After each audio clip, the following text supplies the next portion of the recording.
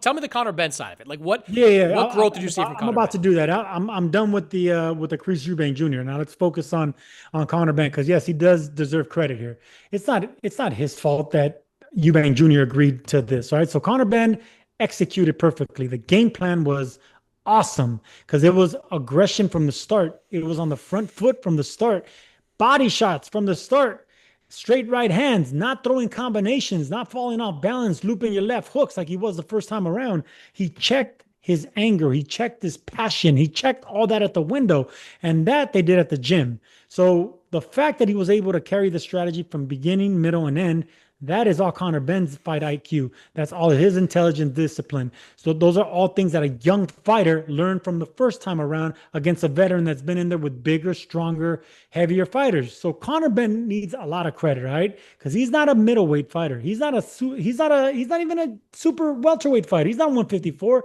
He's a welterweight, man. He's way out of his waters. He's way out of his league right now, but he's still able to compete and beat these middleweights. So Conor Benn has a high future in the lower divisions. I will love to see him against the monsters at 154, but I would love to even see him against the big names at 147 because he has the body frame and the height and the muscle structure to make 147. He's a welterweight, Mannix. All right. I want a title at junior middleweight at 154. He's not a junior middleweight.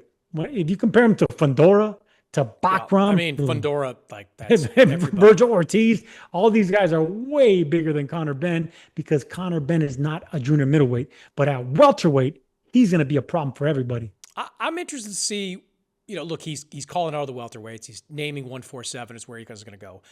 I'm interested to see if he can really get there. I mentioned the weights a couple of minutes ago. I was surprised to see Conor Benn weighing in at 159 and change. That's about 3 pounds heavier than what he weighed in the last time against Chris Eubank Jr. I was more surprised to see him rehydrate to what I think 167. Like that told me doesn't that tell you that he's cutting like to get down to 160? If you're rehydrating about 7 pounds, I think Eubank said in the ring afterwards, he was like, I'm surprised by your weights, man. Like, that tells me that, maybe he's not a middleweight, but I don't think it's going to be as easy as maybe he thinks to get back down to 147. Once guys go up there and start experiencing that, this, like once you go up there, the idea of like, oh, damn, you want me to go back down to 147? And Conor Benn's not like 23 or 24. I think he's 29. Like, I just think it's going to be interesting for him. Try if he really wants to get to 147, how long it might take him to get there. Because I don't think he does it in his first time out. Like he's calling out Barrios, he's calling out Ryan Garcia, he's calling out Brian Norman. Like that's not going to happen the first couple of fights. He's going to have to, I think he's going to have to work his way down. Like I think it might take 2 fights against kind of mid-level competition, or at least one, to get to that 147 range where you feel comfortable again at welterweight. He doesn't need to get to 147 because he's not going to be fighting for a title. But if he can get to 149, let me see a 4 in there. Get to 149 and a half. I think he could still pass as a welterweight and still get the big fights at welterweight. But now the shoe's going to be on the other foot. Now he's going to be the one that's going to have to sacrifice his weight, sacrifice himself on the scale. He's going to have to, tread lightly around dehydration and making sure that you don't go overboard and sap your legs and sap your strength and take away muscle mass because he looked ripped. He looked muscular. He looked like a bodybuilder, but really sculpted and dense. But if you have to go down and dehydrate, that muscle turns flabby. That's when you know you're not making weight right, Mannix. First of all, when you rehydrate, your body gets soft. You're not muscular. Like your muscles didn't really hydrate properly where you could still see the lines in the arms and the chiselness in your body. You're flat. That's how you look. That's how you know you looked you didn't make the weight the right way. So Conor Benn, you're going to tell right off the bat at 147 once he rehydrates. Actually, when you see him on the scale, you're going to see if he's going to have that same ripped, muscular, tattooed body from head to toe, or if he's going to be a little softer around the midsection, around the shoulder area because he's struggling to make weight.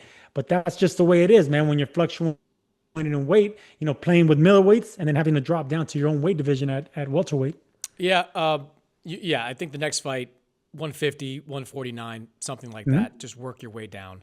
And look, I think it's going to be interesting. One thing I've heard from people in the know, You got Lewis Crocker over there with the IBF version of the 147-pound title.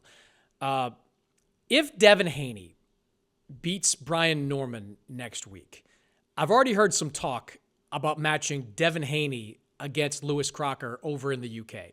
Devin, not a big ticket seller in the US at this point. Did do well in San Francisco, I guess, but big fights in Vegas, whatnot, still not quite there yet. Lewis Crocker just picked up that win over Paddy Donovan. He's a 147-pound champion. If Devin gets that belt off Brian Norman, which is going to be tough, we'll get into that later in the week. But if he does that, I have heard that Haney-Crocker could happen in the first quarter of next year. And that would be for 2 belts at 147. Now, hey, you get Conor Benn a win right around that time frame in the 140s. Then Conor Benn versus the winner of Lewis Crocker, Devin Haney in the UK, massive. Conor Benn's proven twice he can put butts in seats in a stadium. Lewis Crocker, great crowd when he fought Paddy Donovan. That would be a huge, fight in that part of the world. I think that is an interesting path. I think that could be there for Conor Benn. I'll go the opposite path. I want him to come back to the States. I want him to pick up that strap. I hate strap. when you say this. I think he beats Mario Barrios. He's not fighting Mario Barrios. Okay, well, I think Ryan Garcia is going to fight Mario Barrios. Ryan Garcia got taken off the WBC suspension list. He is going to fight Mario Barrios. Now, do you want to see Ryan Garcia against Conor Benn? That's my next one. It's a natural thing. I mean, both these guys struggle making weight. They can meet in the middle. They can meet like at 149, 150, 151. They could be a catch weight. Well, no, if Ryan Garcia beats Mario Barrios, he's a champion there. We're not talking about doing that at any other weight. Like he'd want Garcia. All right, what's bigger? Crocker versus Benn in the UK or Ryan Garcia versus Conor Benn in the UK? In the UK, both? Yeah. What's bigger? I would say right now, Ryan and Conor Benn. Now, could you Absolutely. So it doesn't have to be a domestic Brit versus Brit. Right, but could you get Ryan Garcia to go over there and do it? Ryan's a pretty big seller in the U.S. And if he beats Mario Barrios, he's right back on track. And he's right back in the mix for some of these big fights. He can sell tickets in Southern California. He can sell tickets in Las Vegas. He can do some of the things that right now Devin Haney can't do. I'm just saying, look, there are options. You give Conor Benn a nice long break. Have a good holiday. We'll see you back in the gym in February. Start talking about a fight in April. And then second half of 2026, you're in a big fight. Whether it's against the winner of a Haney-Crocker fight, whether it's against a Ryan Garcia. I don't get how you sit there and after watching back-to-back fights for Conor Benn in Tottenham, 68,000 fans, you want to see him fight, what, in the Virgin? You want to see him... Where do you want to see him fight? Like, you want to see him in the U.S.? Are you crazy? Stay there. Build up your brand. Become a superstar. And then make your way over to the U.S. I would love to see him fight in Madison Square Garden against Ryan Garcia. I would love to see him fight Virgil Ortiz in Texas. I would love to see him fight any, tough Those Mexican fights aren't there yet, though. Angeles. Those fights aren't there yet. Like, Ryan Garcia against Conor Benn at MSG now would have to be in the small room. It wouldn't be big enough to be in the main room at MSG. Yeah, I'm not against those fights happening at some point, but I think Conor Benn's got to keep building on the momentum he has. You hear it all the time. Everyone wants to fight in America. Everybody, I don't care if you're from the UK, from Ireland, from Germany. Everyone dreams about fighting in the States, Mannix. Right? That's a dream of theirs, and for us, a dream of ours is to fight over there. So it's kind of goes back and forth. I always wanted to fight in the UK, never got the chance to do it, but. I would love to have fought a Brit over here in the States because they would have brought their crowd, man. They travel. That's the thing about the British fans. They travel if they really support their own. They really invested in one of their fighters. They're going to go wherever the hell. Well, I agree with you, and there's evidence of that. Ricky Hatton, Lennox Lewis, all the big stars over in the UK. I don't think Conor Benn is there yet, though. Like, this last 2 fights has taken him a step closer there, but you were in Orlando, not a lot of Brits there. Vegas, not a lot of Brits there. Like, he's got to get to that point before we start talking about start talking about putting him anywhere in the U.S. and he's going to sell tickets. Like, Ricky Hatton was at that point. Ricky Hatton, you could have dropped in Vegas, Southern California, New York, wherever. All those Brits that drank the MGM dry, they would have shown up to support Ricky Hatton. Conor Benn's not quite there yet. This was a step in that direction, but he's not quite there yet. I want to see him in the UK fighting a big fight on his home soil because he's been out in the wilderness for a while. These last 2 fights are huge momentum builders for Conor Benn. I want to see him back in the UK for his next fight. Now, Chris Eubank Jr.'s got some decisions to make. 36 years old. He said he's having twins, I guess, coming up. So congratulations to him. Did say after the fight that he was going through some stuff, whatever that meant, whatever that month meant to Eubank. So he's got to kind of figure out if that fire is still in his belly. Obviously, he's never going to fight at 160 again. His next fight, if there is one, is going to be at 168. So I've got two questions for you. One, do you think this rivalry is settled, as Conor Benn has suggested? And two, do you think that Chris Eubank Jr. should return, whether it's against Conor Benn or somebody else? The rivalry is settled if it stays like this. But if Chris Eubank Jr. can come back and have a big fight at 160, a comfortable weight class, and he still looks good, and Conor Benn goes back and fights someone in a smaller weight class, and Conor Benn decides to move up to Eubank Jr.'s weight, I'm talking about in the low 160s, 162, 163, maybe even 164, then you have something there because they have one win apiece, and you could always sell that. But you have to have a win in between that, because right now I think we're burned out with these two. Even though the first fight was a fight of the year type and the second fight was a one-sided fight, you can still sell the third, because there's been trilogies like that where, the second time around, it wasn't as exciting as the first, but you still had one win apiece.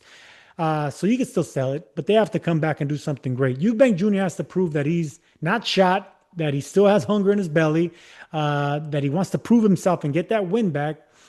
And I think you could sell that trilogy. I definitely think you could sell that trilogy. There's too much name, too much blood spilled on that name from their fathers to them, and the fights have panned out. They've been popular. You just need to spark that interest from fans again, and a big win away from each other does just that. Yeah, I agree with that. I think it's more about Chris Eubank Jr. getting a big win, because right now the perception of him is that he's done. He doesn't have much left. The legs are gone. All that stuff that you heard after the fight. That's the perception anyway. I just my advice to Chris Eubank Jr. is I would say this is it, man. I didn't like the way he looked. I didn't like the look in his eye. He just, you said he became a father of twins. He made a lot of money. He's always made a lot of money. He still has his looks, his faculties. He can do a lot of things outside of boxing. If he doesn't have it in his belly and he's just doing it because he can, I think he should this is it, man. I know what it's like to fight in your 30s, late 30s. I mean, my last fight, I was at 38. 36, your legs start going, man. 37, forget about it. 38, you're done. So Chris Eubank Jr., I know it hurts to go out on a loss, but if you don't have the hunger, man, I think this should be his last fight. Yeah, he's going to have to beat someone either with a title at 168 or of substance at 168. Someone that gets his momentum back. And I wouldn't make him a favorite against any of the, there's only one title holder at 168. That's Terrence Crawford. But anybody down that list, I don't want to see Chris Eubank Jr. against Hamza Shiraz. I don't want to see him in against Diego Pacheco. Would you want to see Canelo versus Chris Eubank? Both of them if they had won, if both had won, that would have been a really marketable fight. Both of them coming off losses. The winner moves on. Doesn't do anything for me. I mean, Canelo doesn't really need that. Canelo can come back if he wants to and still be a big star wherever he's going to fight. Always wanted to fight in the UK. That's all I'm saying. I mean, I know, but I don't know what, there wouldn't be a lot of interest in a fight like that based on what Eubank looked like in this fight. I think he'd have to show something in one fight in between. There's always been talk of, Eubank fighting Billy Joe Saunders. Again, I don't know where Billy Joe Saunders is or what he's weighing, but if you can get him back in the ring, maybe that's something that could make some sense. But he's going to have to either win a title at 168 or fight someone of substance and win at 168. I think both those things are going to be really hard for him to do. So that's a long way of me saying that I don't think the rivalry is settled. I don't think it's dead and buried, but I think there's probably a 90% chance that this is the last time we've seen these two guys in the ring. Conor Benn, look, even if Conor Benn drops to welterweight and gets sparked by Ryan Garcia, because of what he looked like against Chris Eubank, there'll be interest in seeing him go back in the ring against Eubank again. Eubank didn't look like he had anything left in the tank. He's got to show that he has something in the tank for people to get interested in that kind of fight again.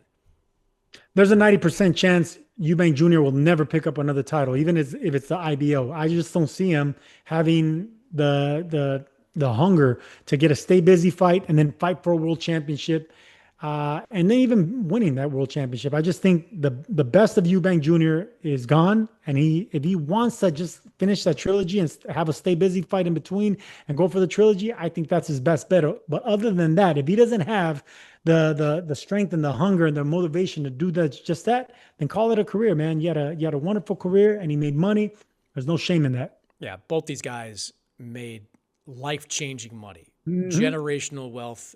No need to, for Chris Eubank anyway, no need to push on further if his heart's not in it, his body won't respond to it. All right, Sergio, I hope you enjoy your long flight to Saudi Arabia on Sunday. I'm sure it will be filled with alcohol right up until you reach the border. I can't wait. I'm gonna be golfing, eating good food, being with good people, and calling some great boxing. And I'm gonna do it sober.